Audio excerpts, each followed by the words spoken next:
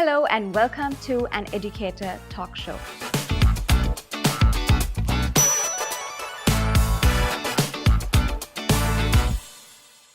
Today on my show, I've got a really famous personality who you may have heard of as well, who has been in various companies, but this one, he is acting as the CEO of a really famous cosmetic company, the Chandanaleba. Dr. Philip Nehri Muligama is on the show today. And firstly, Doctor, thank you so much for coming and sitting with me to talk about the mental health sector or the subject that has come out in Sri Lanka as a very cocooned topic. Thank you so much for talking about it very openly and coming out of the bottom. Let's just talk a little bit about maybe your journey as to firstly, how comfortable are you to talk about it and why would you like to talk about it? Just before the show, you shared with me this very interesting conversation as to you're trying to give it as a service. Maybe we could start from that? Yeah, I've actually went to one of the best schools. In my heart, I would say it's the best school in the country. I went to St. Joseph's College, Colombo 10. I was a very brilliant student. Everybody was expecting a lot of big things from me. But I want to use the word unfortunately, but then I've sat with the wrong people, made some very rash decisions in life, got hooked onto dangerous drugs, heroin, completely destroyed my youth, completely destroyed the dreams of my innocent parents. And finally, it's a long story and it's too big for a small interview like this, but then to cut it very short, I was pushed on to beg on streets and I was treated by three doctors, including Dr. Usha Gunavardhana, admitted to Angoda National Mental Hospital and two other mental hospitals, depressed, mentally depressed, lost, tried to run away from the reality, actually tried to run away from the reality 3 times. But then, thank God, I was miraculously saved. So I've got this thing, when I was invited for this, I saw this interview as an opportunity. I thought this is a great opportunity for me to share, and give some hope to moms and dads who are struggling. Who's struggling but then trying to hide their tears, trying to show a lovely face to the society, but then struggling because of their children. And not only that, there are students, youngsters, who are about to make rash decisions, just like what I've done. So I thought, this is a great opportunity for me. Time is precious for me. I'm one of the most expansive trainers in the country, but yet I thought this is a great opportunity for me to invest on the betterment of the society.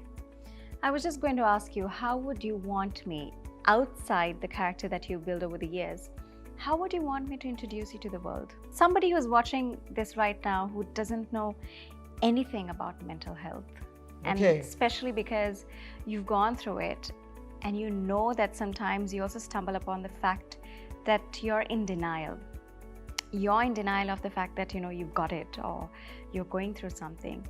Let's say that you're talking to somebody who's at ground zero and I would want to introduce you to them. How would you? Yeah, everybody, when I go for sessions like this, or I'm an international trainer also, they ask, how would you want us to introduce yourself?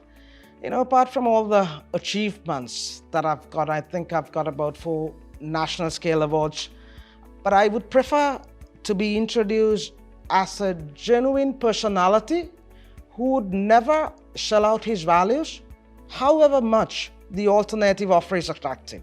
And then a courageous fighter who would never give up, how fiery the life battle is. Number 3, a strong personality who could never be kept down by the pressures of life. This is the introduction that I want the world to see me. Fantastic. A little bit about your family and your background, maybe your immediate family that you would like to speak of. My mom and dad both living. I've got 3 brothers, 1 elder, 2 younger, and two younger sisters. Right. Let's talk a little bit about your wife and your kids. Yeah, I am blessed to have the most adorable queen in the whole world who simply said yes to me when I didn't have a job. I've had a very bitter history. You know, all I've had in my parcel was a stinky, filthy, bitter history. And this girl was, you know, amazingly beautiful. I mean, amazingly beautiful. And I just approached her and I told her who I was and things that I've done. She could have married a very rich businessman. And I didn't even have a bank account at that moment. No food cycle, not a job. She simply said yes to me. So I'm blessed with the most adorable queen in this world. And through her, I'm blessed to have two children. One, my eldest son, or my son, my Joshua, who's 15 years old, and Princess Esther, who's 7 years old. That's my treasure. So how That's long my treasure. have you been married? You've been married 18 for... years, or yeah, close to 18 years. Wow. So this happens to you just when, like you said, just when you had nothing. And for her to understand, when you look at it right now, and if you sit and have a discussion with her at this very moment, if she was here, I mean, if you had to ask her maybe 3 or 2 questions, what would they be? I don't know. Have you had that? I'm pretty sure you've had that conversation. I have a conversation with her every day, and every night I make sure if I made her felt ill or that I've hurt her feelings, I just kiss her forehead and I just go in and say, babe, you know, you're the best thing happened to my life. You know, I'm weak. You know, if I've hurt your feelings today, please pardon me because I don't deserve you. It's unmerited, undeserved favor to have such an amazing girl like you. So this conversation is there for the last 18 years. I don't think, you know, I may have any other specific questions from her to ask. Fantastic. A little bit of your background. Let's say that, you know, your educational background, and for you to sit up and make decisions to take such a renowned brand out there in the world, you know, how does it feel today, and what was your educational background? Yeah, I went to, like I've told you, went to one of the best schools in the country, St. Joseph's College, Colombo 10. There was a very good father Trevor Martin was handling discipline and everything. Though I've made rash decisions, you know, there was a structure around me. There was a structure which was sending messages to my brain also. Though I've lost my first journey, I've bounced back from zero at a very mature age, I would say.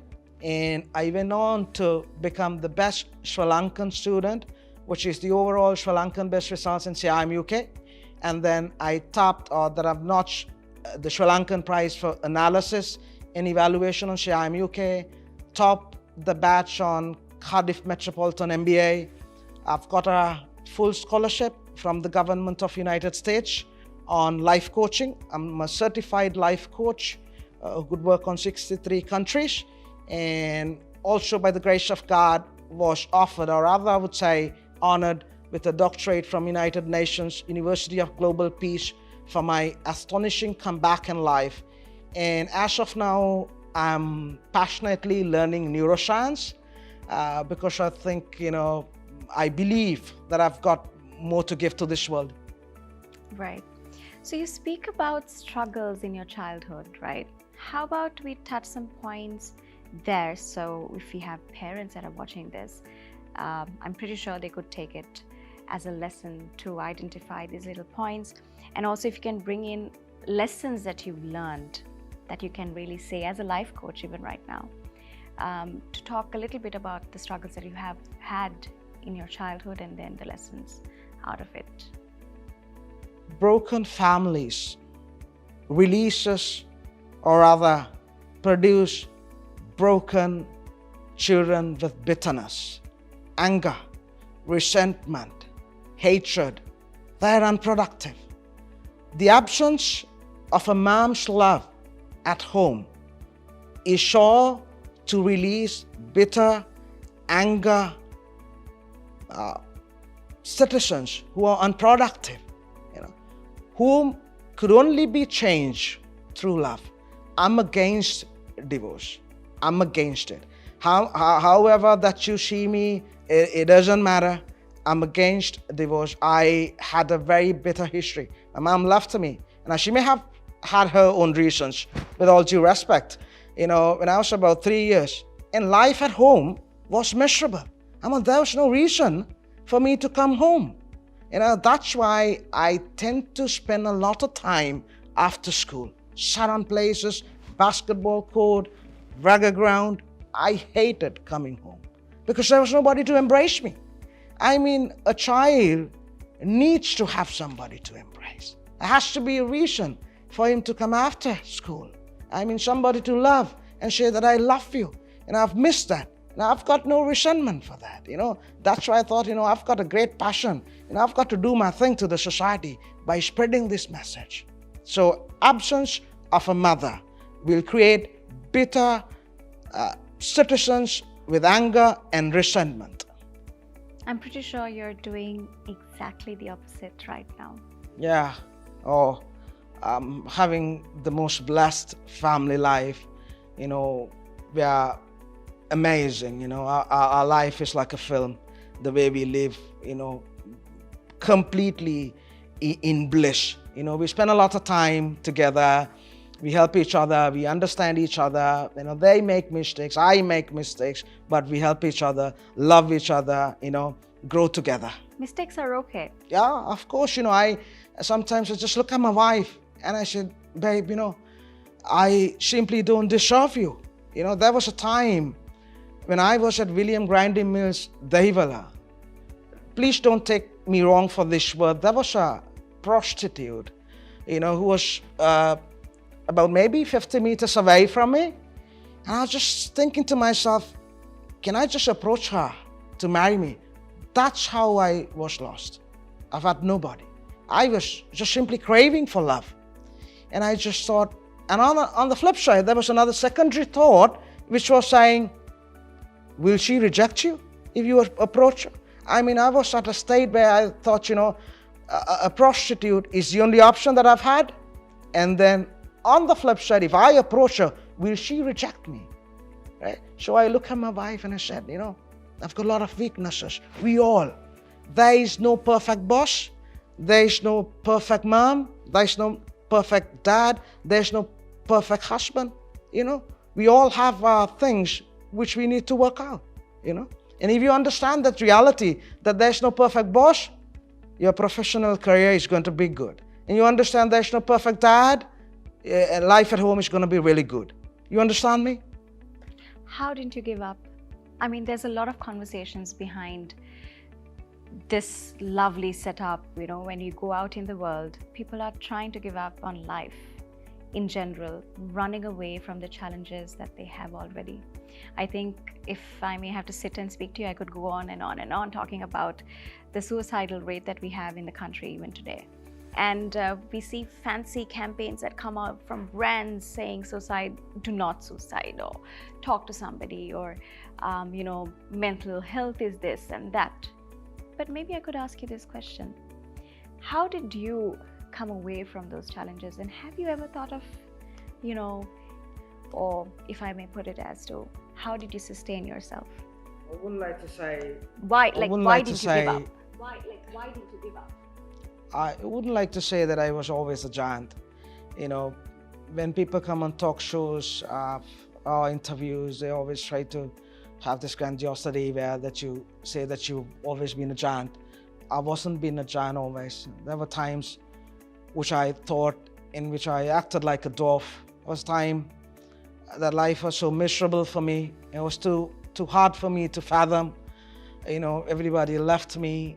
I've had nothing. I was begging on streets. I drank poison one day, and I suffered to death. And I was funnel fed for 1 month, because your throat was damaged. So you've got to funnel fed to keep the funnel, put liquid food. You just can't swallow them at once. You've got to stop it here, and then you. And I lived on funnel fed food or liquid for 1 month. And in another location, when I was at Pamankada, I hanged up myself. And by the grace of God, I was saved by the onlookers. And finally, I don't know whether that's you, it's hard for me to remove the buttons. I've had a great cut on my main vein. And I cut my main vein out of misery. And the hospitals rejected to operate because there was a close relative of mine to take the ownership of the operation. So my friends had to take me from Gampaha to Kalubovila. So life can be so tough. There is a capacity of a brand. I mean, in the brain, 200 milliliters of a bottle could hold only 200 milliliters. You know, your brain has development neuroscience, which is forming, growing, and changing. And then there's something what you call the cognitive neuroscience, where that your brain creates and controls emotions, thoughts, memory. And then there's what you call the molecular neuroscience, where there's genes, proteins, and molecular which supports neurons. So everybody, you have a capacity like a bottle. I've got a capacity. It's based on, just like you put weights, you know, and lift so that your biceps grow based on the weight that you put. So based on the thoughts that you put and that you work on it. I've written a nice article on Sunday Times called Mind Muscles. Everybody's just thinking about, you know, the physical muscles. No, the neurons, the brain cells grow as per the fertilizer that you use, as per the nourishment that you use. So my capacity was very less. So it exploded, and I just tried to run away 3 occasions, but was miraculously saved. How would you, like, let's say there's like a teenager right now sitting in front of you, and I'm that person, and I come to you and I say that I've gone through a lot and I can't take it, and I'm also battling with addiction. How would you stop? One simple advice: surrender. Surrender. Get help. I mean, if you can do it, you'll never be addicted. Addiction means that you've lost the ownership of yourself, that you don't have the control, the authority on your life.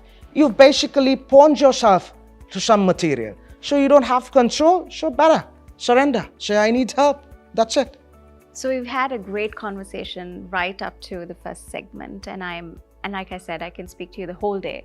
So maybe we'll catch them again in the next segment, which is going to have a lot more on the present and the resolving answers to the students that will be watching this. Thank you.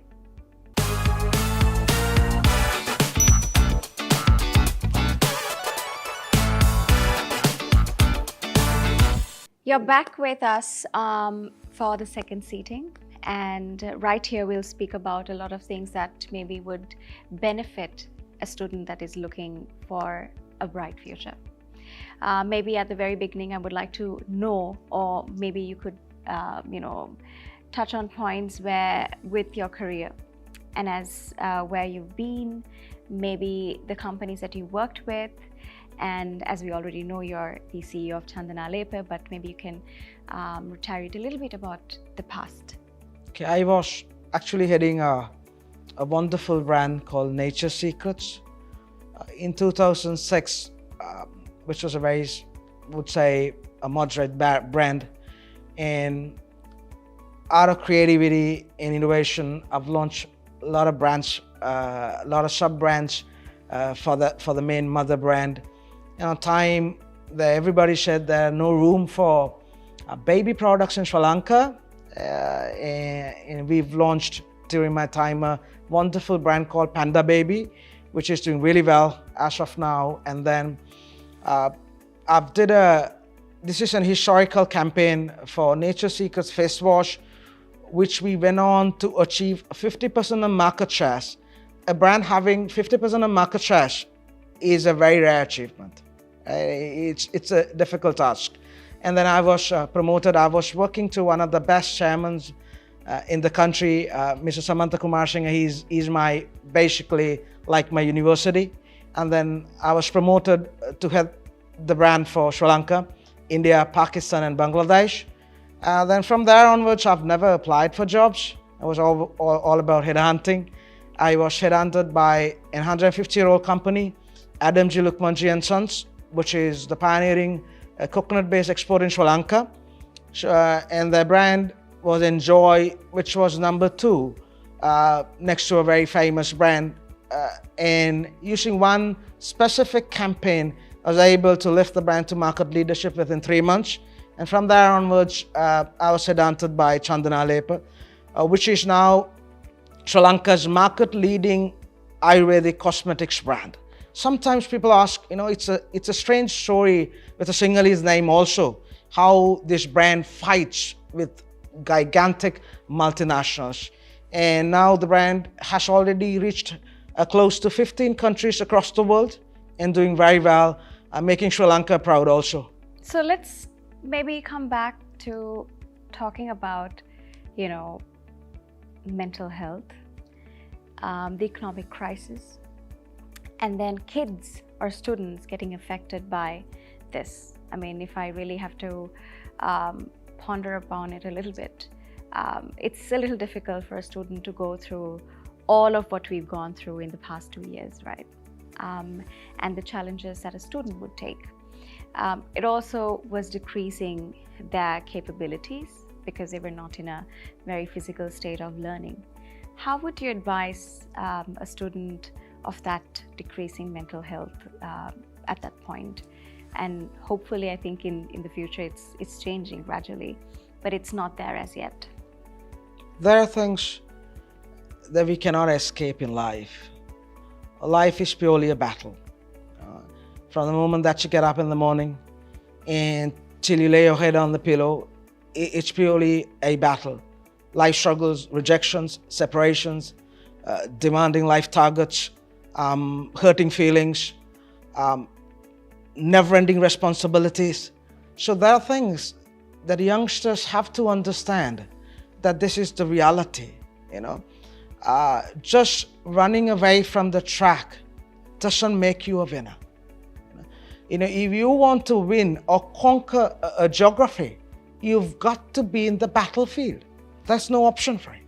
You just can't say, it's tough, I'm gonna hide myself in the forest. Hiding yourself in the forest is not gonna make you a winner.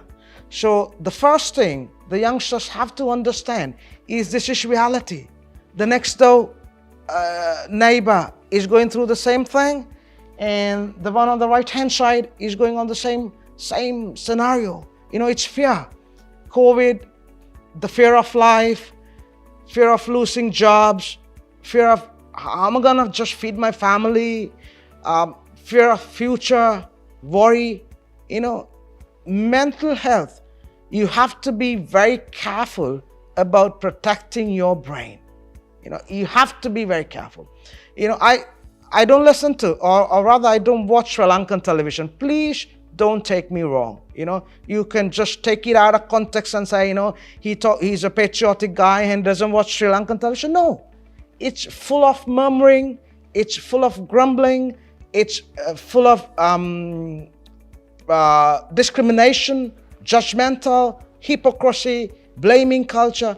Youngsters, please defend your brain. This is so important.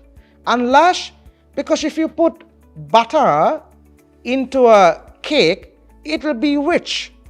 But if you put margarine into a cake, it will not be rich as how it will be rich with butter. Just use natural oils for a body lotion, it will be rich. But if you use cheaper mineral oil for a body lotion, it will be cheaper. So what you put in is what you're gonna get out. So you have to be very careful in a very turbulent environment like this. You're a youngster, got to safeguard your brain. This is very important. I don't switch on the Sri Lankan television at my house because my children are very small. I mean, if you just open gates, any stray dog would come in. Any stray dog would come in. So I just say, shut the gate. Don't open. So I told my wife, no, babe, no social media on political channels, no political discussions, no news, nothing. Just feed them with good films, motivating stuff. Let them sit with winners. You understand? You're a mom. I mean, books are always there, but then there's Yes. good stuff that you can really feed into the brain, right? Yes, you just talk to them, show them there are some good films in Netflix, real life stories, motivate them, inspire them, talk about the goodness. The sad part is that you get a rose, a lot of us talk about the thorns in the rose. Whereas, it's beautiful, the flower itself. But if you train these youngsters to look at a bottle as half empty, they'll take it as that default thinking mode, default thinking mode. Just like, when I was young and when I was hurt, the first thing was a smoke, right? And when my girlfriend left me, the first thing was some marijuana or some heroin or something. So my brain subconsciously thought, okay, this is the default mode. To escape life or to face problems, the default mode is drugs. So just like that, if you take grumbling, murmuring, right, and judgmental, hypocrisy, blaming, your mental health is surely gonna deteriorate. Students are always opting out right now, and maybe they're also getting away with things that they see here and there, and also they try to motivate themselves into thinking that books, like we just said, is not the only question to be answered by books, right? So that's why I think they're also trying to opt out.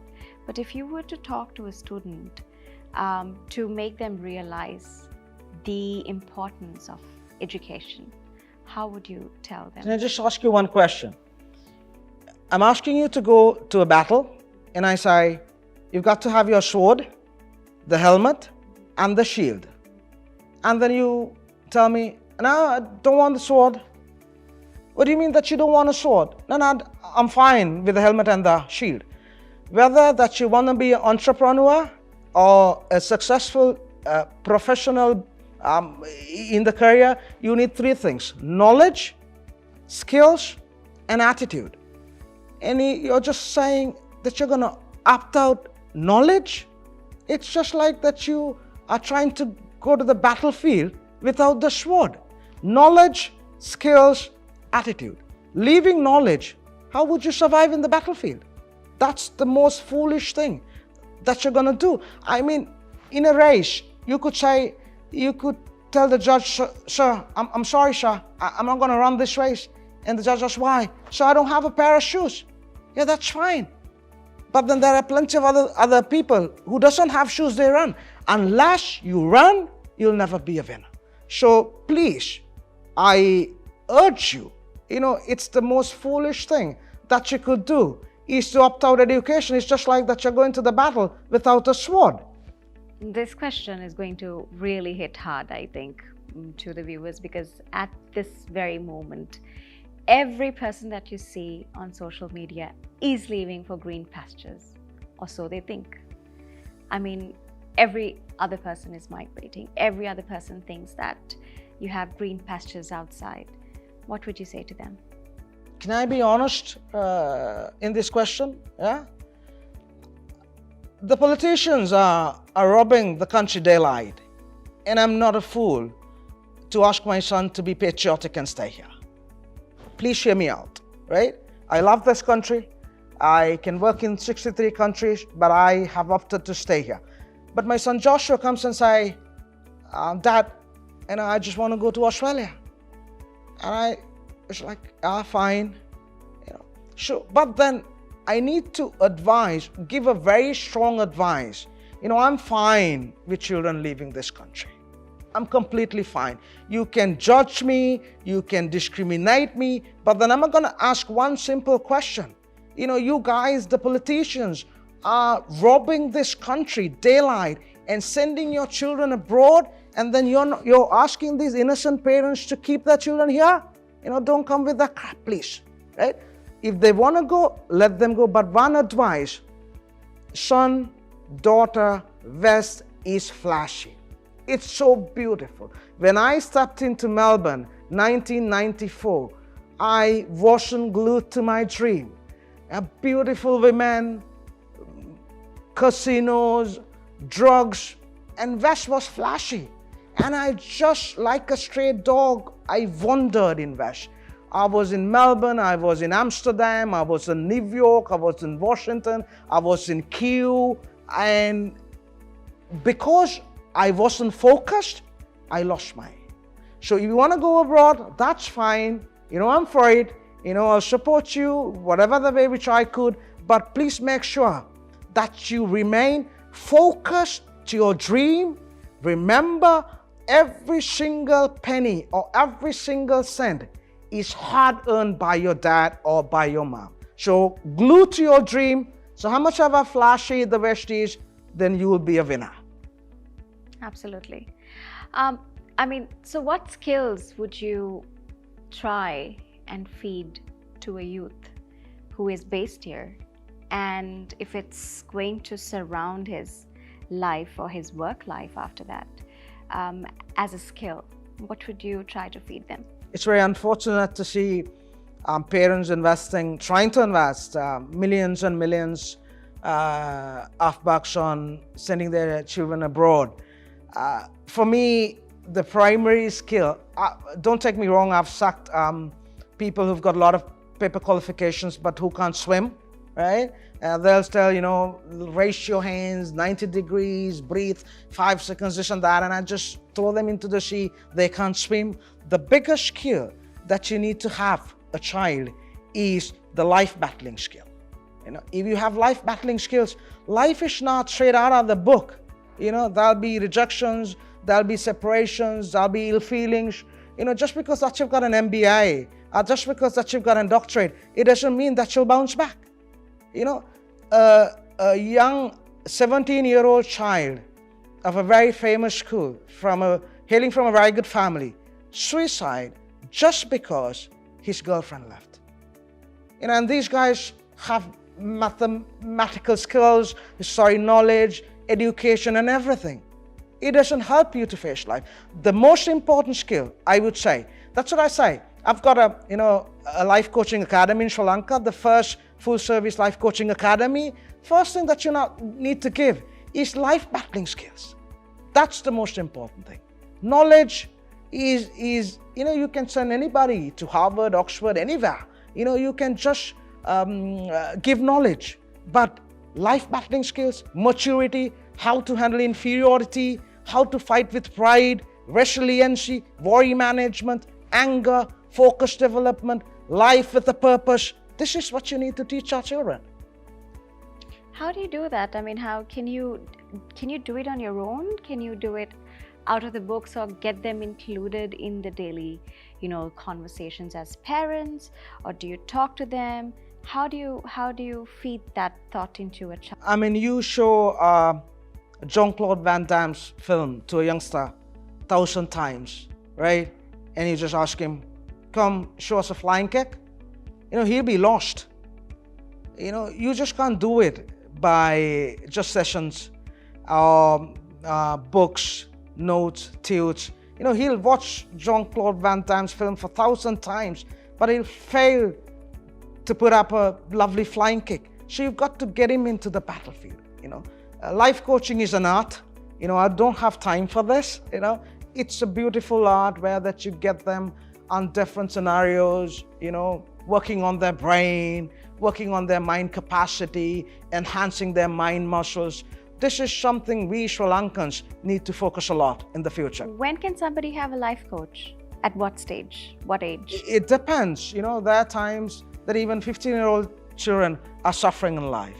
It all depends on, it's case by case, but preferred at the age of 17 that you come into a life coaching academy, get yourself trained, just like, a warrior who's going into the battlefield, equipped with all the skills so that you'll face life and that you'll become a victorious personality and that your parents would look at one day and they'll be happy.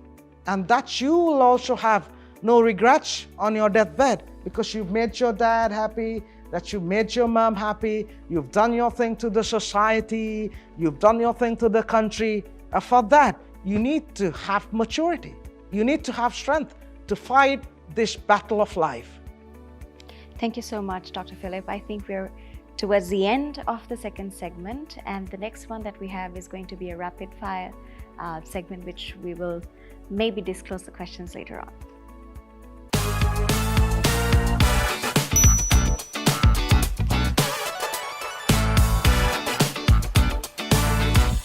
Welcome back. You're in the rapid fire segment, which is going to be really interesting because I am going to be throwing Dr. Philip right into the deep sea.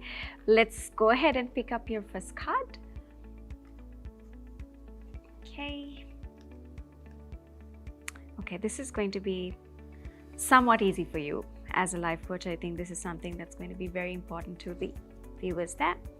What motivates you to continue your career? It's the passion and the concern that I have towards lost souls. It drives me every day. Great. Maybe we'll go to the next one.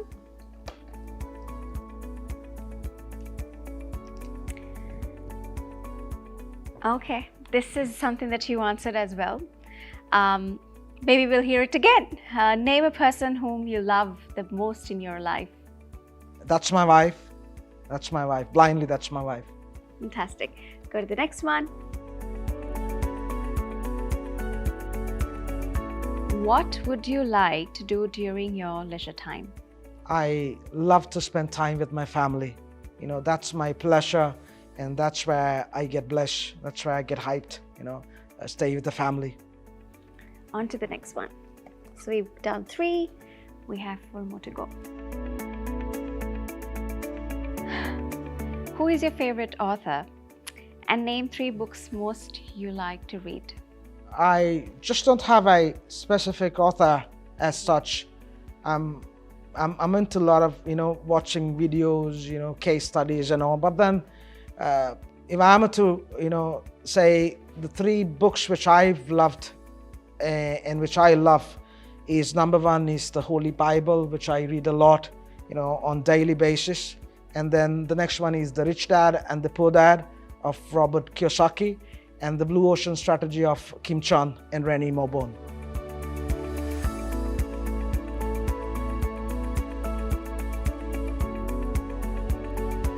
Okay, do you support your wife with the household work?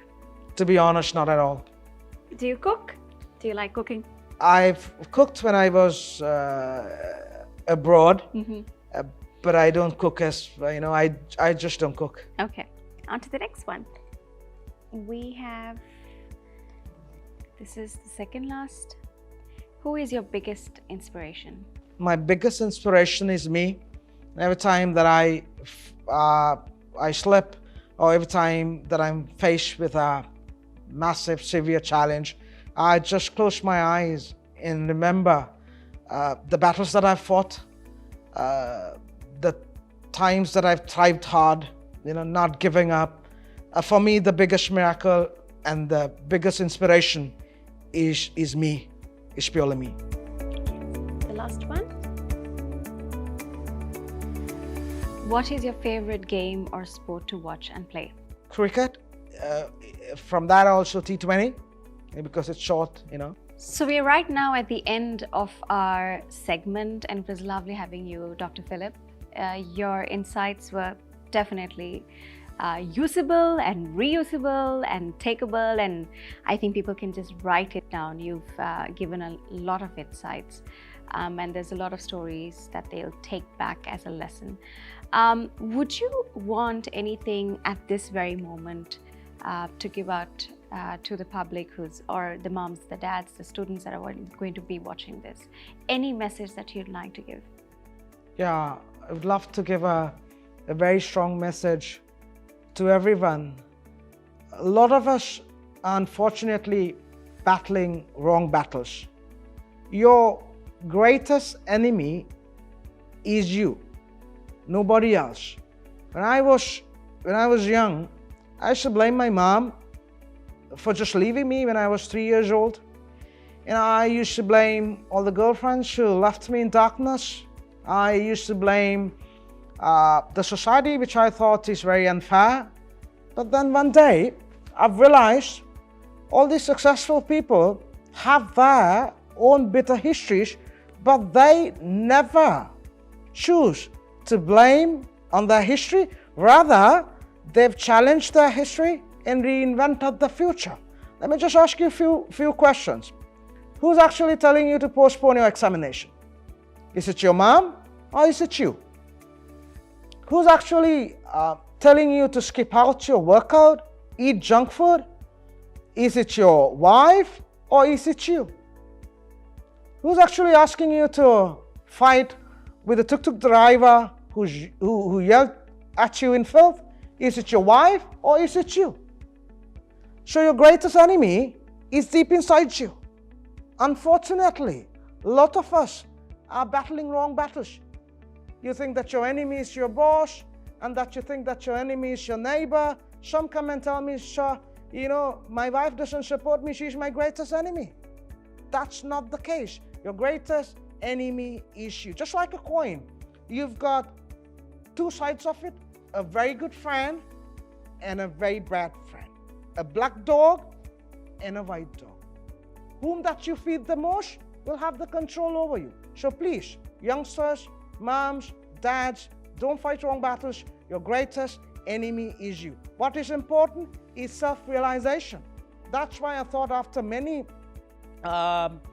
prudent thinking, I thought that I should launch a professional, scientific life coaching academy for Sri Lanka, where that should get these youngsters or even parents or even CEOs and give them direction, correction, and development. Because like I've told you in the beginning, life is purely a battle. Unless that you get yourself equipped, you'll be knocked down by pressures.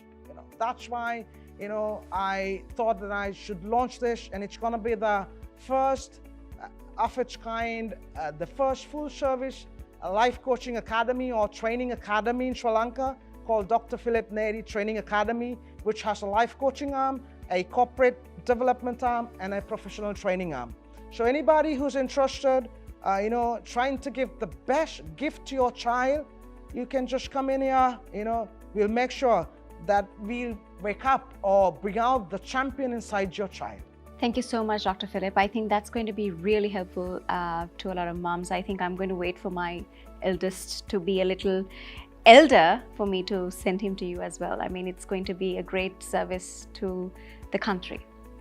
And on that note, we will be meeting again soon with another great personality, and I'll be signing off. And this is an Educator Talk Show.